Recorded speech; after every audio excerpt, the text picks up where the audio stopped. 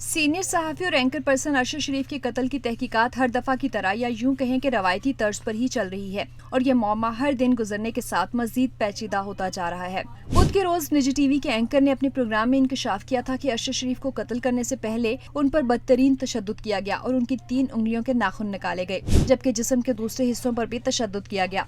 इस खबर ने न सिर्फ मुल्क में रहने वाले सहाफ़ियों में खौफ पैदा कर दिया है, बल्कि कई हलकों का ख्याल है कि इससे बैरून मुल्क में रहने वाले पाकिस्तानी सहाफ़ी भी अदम सलामती के खौफ में मुब्तला है। एंकर ने मजीद बताया कि कीनिया में अरशद शरीफ के कत्ल के रोज शूटिंग रेंज पर 10 अमरीकी इंस्ट्रक्टर्स और ट्रेनर्स की मौजूदगी का भी इंकशाफ हुआ है। 23 अक्टूबर की शब 8 बजे खुरम नामी शख्स इन्हें आम शूटिंग रेंज वाली सड़क के बजाय लंबे हाईवे के रास्ते लेकर गया। उसने आम रास्ते के बजाय मगादी हाईवे वाला रास्ता दूर होने के बावजूद इस्तेमाल किया। कीनिया में अरशद शरीफ के मेजबान वकार अहमद और खुरम अहमद वहां असलहे और प्रॉपर्टी के डेवलपमेंट समेत मुख्तलिफ कारोबार करते हैं। असला चलाने की प्रोफेशनल तरबियत देने के लिए अहम इदारे एमोडेम के मालिक भी हैं।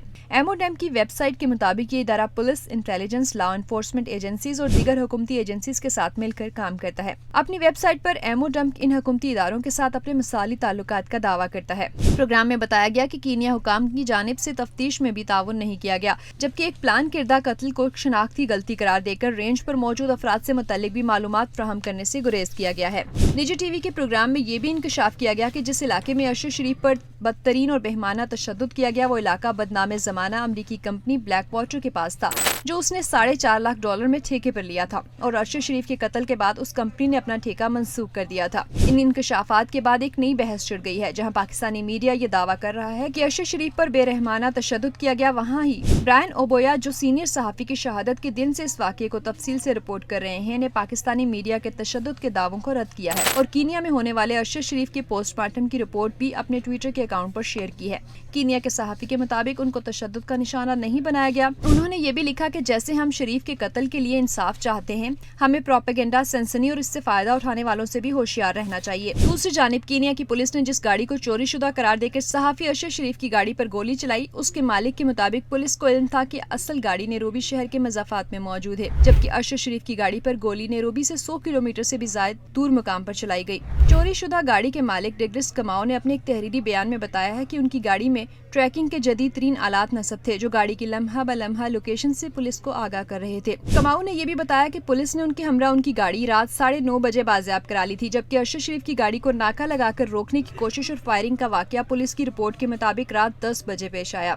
इस हवाले से मगादी पुलिस ने बयान दिया है कि रुकने के इशारे के बावजूद गाड़ी के ना रुकने पर फायर खोला गया। पुलिस की रिपोर्ट के मुताबिक खुरम ने अपने भाई वकार को आगाह किया तो उसने मशवरा दिया कि इस जगह से गुजर जाए। मेन गेट पर पहुंचने पर पता चला कि अरशद शरीफ की सर में गोली लगने से मौत वाक़ई हो चुकी है। अरशद शरीफ के कत्ल की 1 घंटे के बाद डगलस, उनका बेटा और पुलिस पार्टी बनगई थाने पहुंची। रिपोर्ट के मुताबिक पुलिस ने कार के मालिक डगलस की शिकायत से मुताल्लिक उनके बेटे पर मुकदमा दर्ज किया। इस रात डगलस पुलिस स्टेशन से चले गए और अगले दिन उन्होंने अपना बयान रिकॉर्ड कराया। डगलस को बताया गया कि उनकी शिकायत के हवाले से फायरिंग का वाकया पेश आया है। रिपोर्ट के मुताबिक पुलिस ने चार्जशीट तैयार करके 24 अक्टूबर को मकादरा लॉ कोर्ट में पेश कर दी।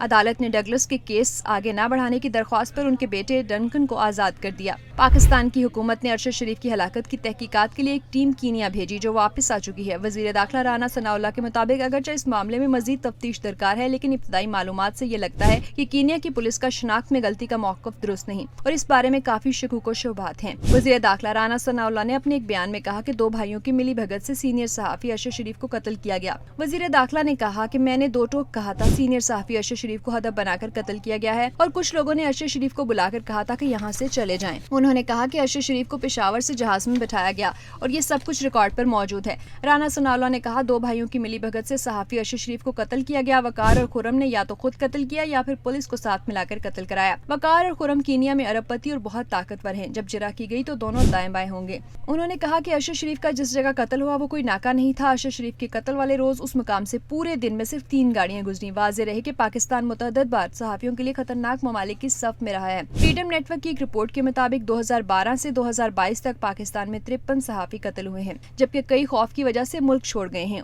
और कई दूसरों को धमकियों का सामना करना पड़ता है। ताकतवर अनासर के कहने पर सहाफ़ियों को नौकरियों से भी हाथ धोने पड़ते हैं। लग तो ऐसे ही रहा है कि हर बार की तरह इस बेरहम कत्ल की तहकीकात भी कभी मुकम्मल न होंगी और न ही किसी को सजा मिलेगी। हम हर बार की तरह सब भूल कर आगे बढ़ जाएंगे। अब देखना यह कि इस कत्ल के मुलजिम पकड़े जाते हैं या फिर ये एक मुअम्मा बनकर रह जाएगा।